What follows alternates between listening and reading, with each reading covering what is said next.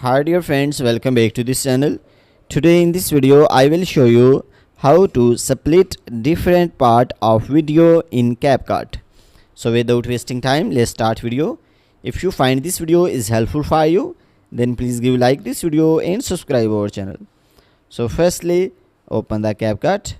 So after this you can see new project option, so click on it. So when you will click on new project, so here you can see your gallery, so click on the video which you want to select. So after this click on add options. So after this click on the video and select the part which you want to split. So for example, I want to split this part of video. So after this click on split options. So you can see this part is splitted. So if you want to split, you can see the options of split. So just click on the split and then you can see this part is also splitted.